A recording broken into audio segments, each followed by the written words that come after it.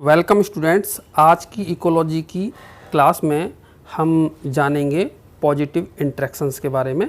जैसा कि आपको प्रीवियस वीडियो में नेगेटिव इंटरेक्शंस के बारे में डिटेल में बता दिया गया था, आज के इस वीडियो में हम इन्हीं पॉजिटिव इंटरेक्शंस को जानेंगे कि कौन कौन सी जो पॉजिटिव इंटरेक्शंस हैं वो हमें देखने को मिलती हैं नेचर के अंदर। तो जैसा कि हम बायोटिक इंटरेक्शंस की बात कर रहे थे और उसमें मैंने आपको बताया था कि प्रकृति के अंदर जीव जंतुओं पेड़ पौधों के बीच में जो आपसी संबंध पाए जाते हैं जो कि जीवन जीने के लिए ज़रूरी होते हैं, उनको हम इंटरेक्शंस के नाम से जानते हैं। और ये दो प्रकार के होते हैं, एक पॉजिटिव होते हैं और एक नेगेटिव होते हैं।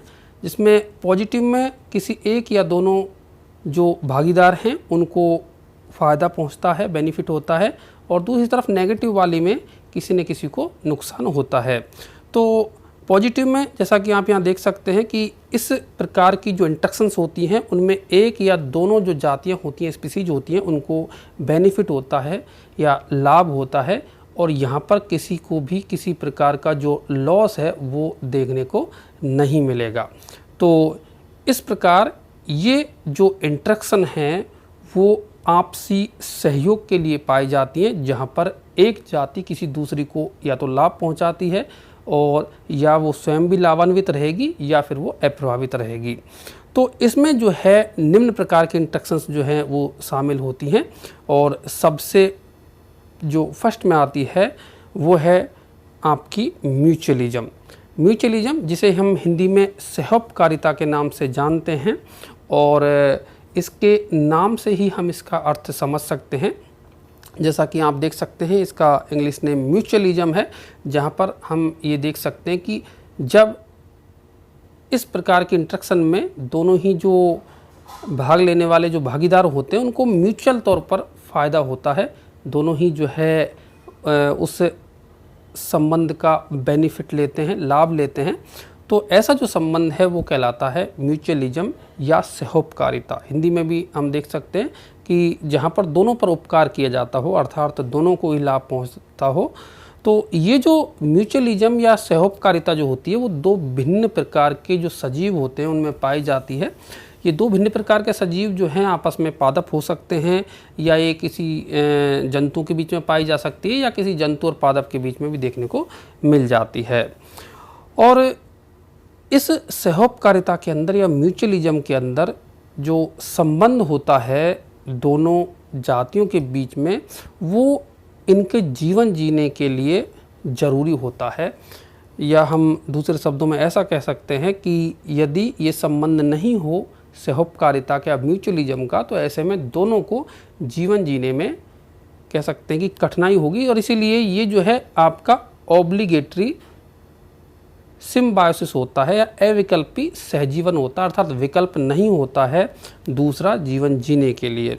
तो इसके जो है हम देखिए सहोपकारिता के या म्यूचुअलिज्म के हमें प्रकृति में कौन कौन से उदाहरण देखने को मिलते हैं, और इसमें हम सबसे पहले बात करेंगे जो इसका बहुत ही अच्छा एग्जाम्पल है, पॉलिनेशन बाय एनिमल्स या प्राणियों के द्वारा परागण या जंतुओं के द्वारा परागण की। जैसा कि दोस्तों हम सभी जानते हैं इस नेचर के अंदर बहुत सारे जो है प्लांट्स की डाइवर्सिटी पाई जाती है, और इनमें से जो ये प्लांट्स हैं वो डिफरेंट तरीके अपनाते हैं पॉलिनेशन के लिए।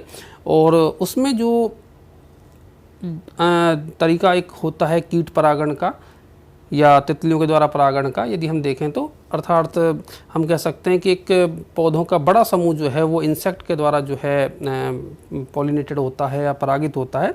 तो ऐसे में ये जो एनिमल्स हैं वो एक बड़ी भूमिका निभाते हैं इन पादपों के पॉलिनेशन में। हालांकि इंसेक्ट के अलावा जो हमें परागण देखने को मिलता है वो चमगादड़ के द्वारा भी देखने को मिलता है, या अन्य जो प्राणी हैं विशेष प्रकार के पक्षियों के द्वारा भी जो है हमें देखने को मिल जाता है, स्नेल के द्वारा भी देखने को मिल जाता है। तो यहाँ पर जो ये संबंध बनता है वो दोनों के लिए ही एक तरीके से हम कहें कि ऑब्लिगेटरी टाइप का होता है, अविकल्पी प्रकार का होता है। परागण जो है वो पादप के लिए बहुत ही ज़रूरी होता है, और दूसरी तरफ यदि हम देखें तो इस पॉलिनेशन के दौरान जो इंसेक्ट है उसको अपना भोजन मिलता है, जो कि होता है सामान्य तौर पर नेक्टर के रूप में या किसी रस के रूप में जो है होता है। तो इस प्रकार के इस पॉलिनेशन क्रिया में दोनों ही जो जातियां हैं, दोनों ही स्पीसीज हैं, इंसेक्ट की भी या किसी अन्य जो है एनिमल की, और साथ में उस प्लांट की यदि बात करें तो दोनों ही लाभान्वित होती हैं। और ये जो संबंध है वो दोनों के लिए बहुत ज़रूरी होता है। दूसरी यदि हम यहाँ पर एग्जाम्पल देखें, दूसरा एग्जाम्पल यदि हम देखें तो dispersal of fruits and seeds, अर्थात फलों और बीजों का प्रकीर्णन। तो पादपों के यदि हम बीज और फलों की बात करें तो उनका एक स्थान से दूसरे स्थान पर जो गमन करना कहलाता है उनका प्रकीर्णन। और ये प्रकीर्णन को हम प्रकृति में बहुत ही आसानी से देख सकते हैं कि जो बीज हैं या उनके जो फल हैं वो प्राणियों के द्वारा अन्य स्थानों तक ले जाए जाते हैं, और ये जो क्रिया है वो सहायक होती है पादप के दूर दूर तक जो है कह सकते हैं कि उसके वितरण में या उनके बीजों को फैलाने में जो है। अब इस दौरान जो है वो बहुत सारे जो एनिमल्स हैं वो सहायता करते हैं, हम देखते भी हैं इस नेचर के अंदर जो है आसानी से हमें ये उदाहरण देखने को मिल जाएंगे। बहुत सारे जो प्राणी हैं वो इन फलों को खाते हैं और खाने के बाद में उनके बीजों को वो दूर स्थानों पर ले जाकर के उत्सर्जन में जो है विसर्जित कर देते हैं और वहाँ पर नया पौधा जो है जन्म लेता है।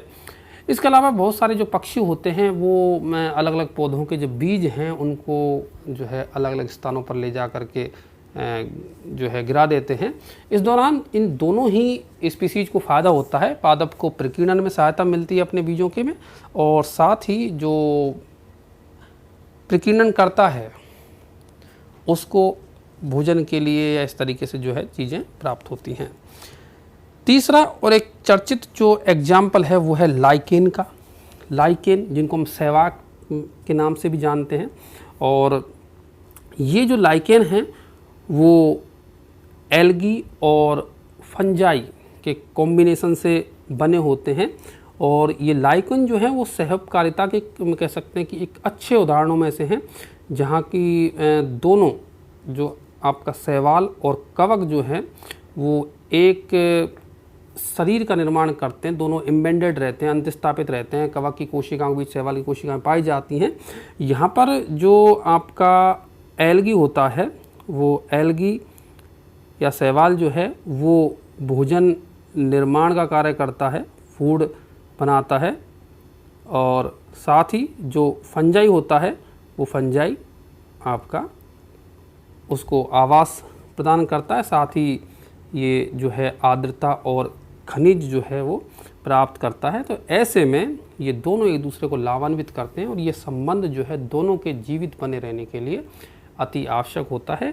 और ये जो लाइकेन हैं वो हमें देखने को मिल जाते हैं, विशेषकर चट्टानों पर देखने को मिल जाते हैं। इसके 3 प्रकार जो है हमने पढ़े भी होंगे, जैसे कि क्रिस्टोज लाइकेन, फ्रुटिकोज लाइकेन, फोलियोज लाइकेन, इस तरीके से।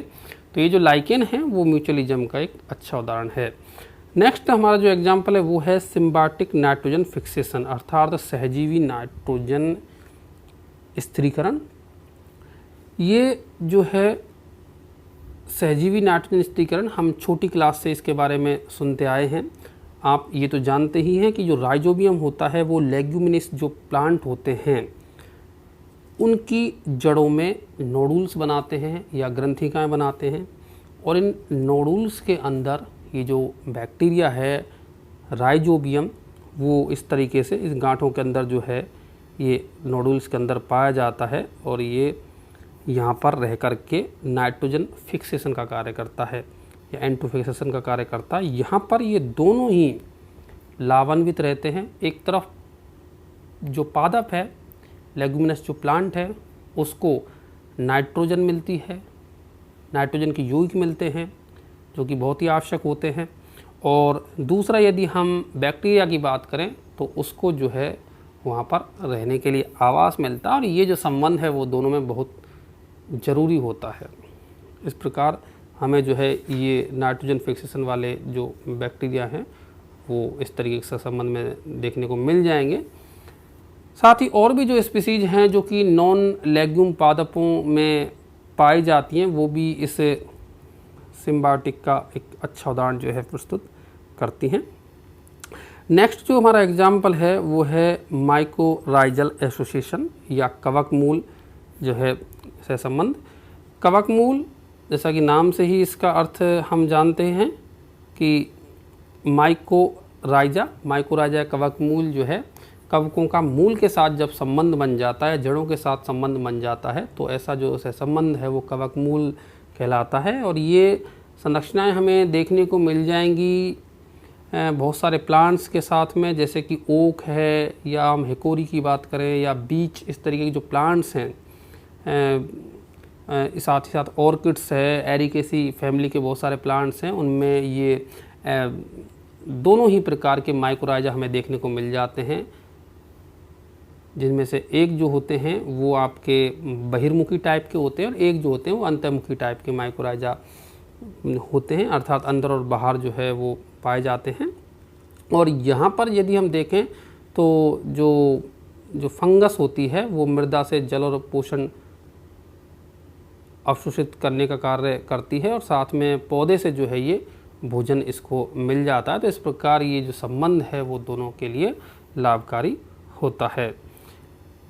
इसके अलावा हमें और भी जो है उदाहरण देखने को मिल जाते हैं, बहुत सारी इंट्रैक्शंस जो है देखने को मिल जाती हैं, जैसे कि जूक्लोरेली और जोजेंथेली के रूप में भी जो है देखने को मिलती हैं कि कुछ जो शैवाल ऐसे होते हैं जो कि जूक्लोरेली कहलाते हैं और ये जो है स्पंज, सीलेंट्रेट्स, मोलस्का, इनके उत्कों में सहजीवी के रूप में रहते हैं। इसके अलावा यदि हम बात करें कुछ जो जेंथोफाइसी फैमिली के जो शैवाल हैं वो भी इस रूप में जो है हमें देखने को मिल जाते हैं।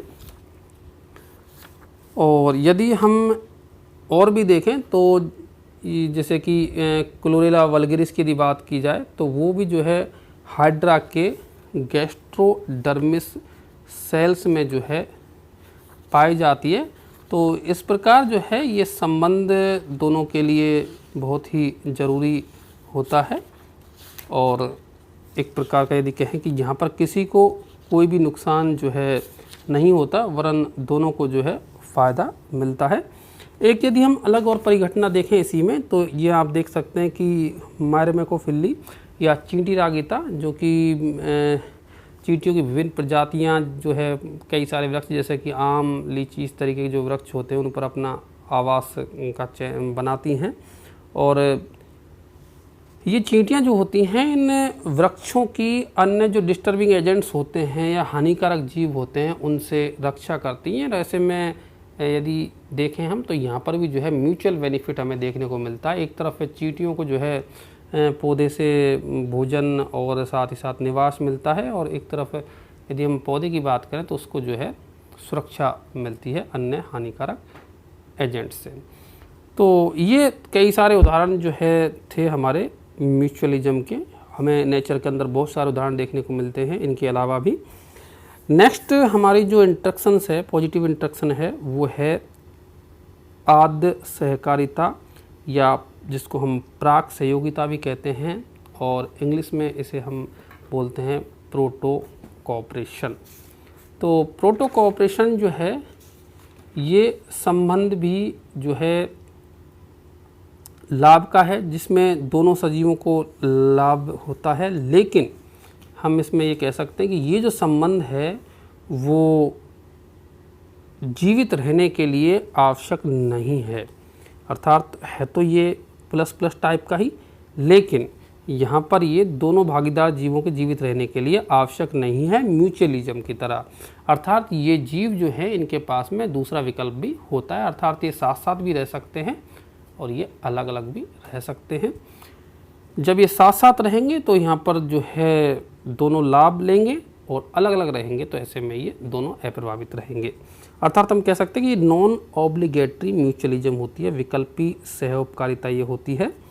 और इसका जो एक अच्छा उदाहरण हमें देखने को मिलता है प्रोटो कोऑपरेशन का वो है सी एनीमोन या समुद्री एनीमोन जिसका नाम एडम्सिया पेलिनेटा है और हर्मिट क्रैब के बीच में। तो यहाँ पर हर्मिट क्रैब से जो है ये एनीमोन अटैच रहता है। ऐसे में हर्मिट क्रैब को समुद्री एनीमोन से सुरक्षा प्राप्त हो जाती है। और यदि हम देखें समुद्री एनीमोन की बात करें तो उससे जो है हर्मिट क्रैब से उसको भी जो है यहाँ पर लाभ हो जाता है। हर्मिट क्रैब जो है इसको दूर स्थानों तक ले जाता है और ये इसके जो है कवच से चिपका रहता है और ताज़े ताज़े जो भोजन स्थान होते हैं वहाँ तक ये केंकड़ा जो है समुद्री एनीमोन को ले जाता है। बदले में केंकड़ा जो है अपने शत्रुओं से इस सी एनीमोन के द्वारा सुरक्षित रहता है। और ये जो संबंध है वो जीवन जीने के लिए कह सकते हैं कि ज़रूरी नहीं है, दोनों अलग अलग भी रह सकते हैं। तो इस प्रकार का जो संबंध है वो कहलाता है प्रोटो कोऑपरेशन या आद्य सहकारिता। अब हम बात करेंगे नेक्स्ट पॉजिटिव इंटरेक्शन की, जो कि है हमारी सहभोजिता या कमेशनलिज्म। कमेशनलिज्म जो संबंध है आप देख सकते हैं कि ये +0 टाइप का संबंध है, अर्थात इसमें एक को लाभ होगा और दूसरे को लाभ या हानि कुछ भी नहीं होगी। अर्थात एक जो है वो जो है कह सकते हैं कि अप्रभावित रहेगा और दूसरा जो है वो बेनिफिट लेगा। और यहाँ पर जो लाभ होता है वो बिना कोई प्रभाव डाले लाभ होता है। और इसके एग्जाम्पल हमें जो है देखने को मिलेंगे। देखिए सबसे पहला यदि हम एग्जाम्पल इसका देखें तो पहला एग्जाम्पल है हमारा सहभोजिता का कठलताएँ या लियानाज। कठलताएँ जो होती हैं वो आप इनसे परिचित हैं ही कि ये इस तरीके के पादप होते हैं जो कि सहारे के लिए अन्य तनों का प्रयोग करते हैं, अन्य पौधों का प्रयोग करते हैं। और एक तरीके से इनको कह सकते हैं कि ये वुडी क्लाइंबर्स जो है सामान्य तौर पर होते हैं। हालांकि ये काफ़ी प्रकार के लियानाज प्रकृति के अंदर हमें देखने को मिलते हैं, विशेषकर ट्रॉपिकल जो फॉरेस्ट होते हैं वहाँ पर ये हमें देखने को मिलते हैं, जहाँ पर धूप या कहें कि प्रकाश के लिए ये जो पौधे हैं वो काफ़ी ऊंचाई तक पहुँच जाते हैं दूसरे पौधों का सहारा लेकर के। तो यहाँ पर जो पादप जिसका सहारा लिया जा रहा है उसको किसी प्रकार की हानि नहीं है, अर्थात वो अप्रभावित रहता है। और जो पादप अर्थात जो कठलता है या लियानाज है जो सहायता ले रही है उसको लाभ होता है, वो इसकी सहायता से बहुत ऊंचाई तक पहुंच जाते हैं। तो ऐसे में सहारा भी मिलता है और इसके माध्यम से जो है वो भोजन भी ले पाते हैं, प्रकाश संश्लेषण की क्रिया कर पाते हैं। तो ऐसे जो है हमें बहुत सारे ट्विनर्स, थॉर्न लियाज, टेंडर लियाज जो है हमें देखने को मिल सकते हैं, जैसे कि बोहिनिया टीनोस्पोरा एक बहुत ही अच्छा एग्जाम्पल है जिसको हम गिलोय के नाम से जानते हैं। आपने देखा होगा कि जो गिलोय होती है, ये गिलोय या टीनोस्पोरा जो है वो कई पौधों के सारे छट जाती है। जैसे कि हमने देखा होगा अक्सर नीम के पौधे के सारे जो है, नीम का जो तना होता है इस तरीके से, उसके सारे ये जो गिलोय है वो इस तरीके से जो है ऊपर तक पहुंच जाती है। ऐसे में नीम को इससे गिलोय से कोई नुकसान नहीं होता और गिलोय को जो है फ़ायदा होता है। बोहिनिया है। नेक्स्ट है अधिपादप और अधिजंतु अर्थात एपीफाइट्स एंड एपीजोन्स। तो अधिपादप और अधिजंतु जो है जैसा कि आप यहाँ पर समझ ही सकते हैं, अर्थात दूसरे पौधों के ऊपर पाए जाने वाले पादप जो हैं वो अधिपादप या एपीफाइट्स कहलाते हैं। ये वो पौधे होते हैं जो अन्य पौधों पर उग जाते हैं। और लेकिन यहाँ पर ये जो पौधे होंगे वो केवल आधार के लिए ही दूसरे पौधे का इस्तेमाल करते हैं, अर्थात उनको किसी प्रकार का नुकसान नहीं पहुँचाएंगे। और इस प्रकार के जो एपीफाइट्स हैं हमें वो देखने को मिल जाएंगे, ट्रॉपिकल रेन फॉरेस्ट में देखने को मिल जाएंगे। जो बड़े बड़े वृक्ष होते हैं वहाँ पर, उन बड़े बड़े वृक्ष और झाड़ियों पर जो है हमें छोटे पौधे देखने को मिल जाएंगे एपीफाइट्स के रूप में। विशेषकर ऑर्किड्स की कई सारी स्पीसीज, ब्रोमिलियड्स हैं, इसके अलावा बहुत सारे हैंगिंग मॉस है, असनियाँ है, इस तरीके के जो पादप हैं वो हमें इन प्लांट्स के ऊपर जो है देखने को मिल जाएंगे इस तरीके से। और ये जो पादप कहलाएंगे आपके एपीफाइट्स कहलाते हैं। और इन पादपों में यदि हम देखें अधिपादपों में, तो इसमें मूल जो होती है वो विशिष्ट प्रकार की जड़ें पाई जाती हैं। इनमें क्लिंगिंग रूट्स भी देखने को हमें मिलेंगी। साथ ही साथ जो है यहाँ पर हमें इनकी जड़ों के अंदर जो है एक वेलामेन टिश्यू, आर्द्रताग्राही गुठिका भी जो है देखने को मिलती है, जो कि ये ऊतक जो होता है वो आर्द्रता को ग्रहण कर लेता है, वायुमंडल से जो है जल को ग्रहण कर लेता है, जो कि उसके काम आता है। इसी प्रकार जो है हमें एपिजोन्स देखने को मिलते हैं, अर्थात कुछ जो पादप होते हैं वो प्राणियों की सतह पर भी देखने को मिल जाते हैं। विशेष करके यदि हम देखें बहुत सारे शैवाल जो हैं, ग्रीन शैवाल स्लोथ के लंबे बालों पर उग जाते हैं। इसी प्रकार जो है क्लिडोफोरेसी कुल के मेंबर जैसे कि बेसिकलीडिया जो है वो टर्टल की पीठ पर उग जाते हैं। और भी संबंध जो है हमें इस प्रकार के देखने को मिल जाएंगे, जैसे कि मनुष्य की यदि हम कोलन की बात करें, बड़ी आंत की बात करें, तो उसमें हम सभी जानते हैं कि इकोलाई जो जीवाणु है वो पाया जाता है। तो ये जो संबंध हैं वो इस तरीके के हैं, जहाँ पर एक जो स्पीसीज है वो लाभान्वित होती है और दूसरी जो है वो किसी प्रकार से प्रभावित नहीं होती है। इसके अलावा आपने देखा होगा कि गिलहरी, बंदर, सांप आदि जो प्राणियां हैं, ये प्राणी वृक्षों से संबंध रखते हैं, अर्थात यहाँ पर वो रहते हैं, अपना निवास बनाते हैं। कुछ जैसे गिलहरी और अन्य पक्षी जो हैं अपने घोंसले इन पेड़ों के ऊपर देते हैं और अपने प्रजनन साइट या जो है प्रजनन स्थल का निर्माण करते हैं। तो ऐसे में जो है ये सभी प्राणी इन पेड़ पौधों से लाभ लेते हैं और पेड़ पौधे इनसे अप्रभावित रहते हैं, अर्थात उनको किसी भी प्रकार की कोई हानि नहीं होती है। प्रकृति में हम इनको आसानी से इन चीज़ों को, इनसे संबंधों के इंट्रैक्शंस को देख सकते हैं। इसके अलावा ऑयस्टर क्रैब्स और पिनोथर्न नोस्ट्रमम जो ऑयस्टर है उसके बीच का संबंध भी जो है हमें इस तरीके का देखने को मिलेगा, जिसमें कि ये इसकी मेंटल कैविटी के अंदर जो है पाया जाता है। तो ये तो बात थी आज पॉजिटिव इंट्रैक्शंस के बारे में। यदि आपको ये वीडियो अच्छा लगा हो तो आप इसे लाइक करें, चैनल को सब्सक्राइब करें, साथ ही और स्टूडेंट्स के लिए शेयर करें। Thank you.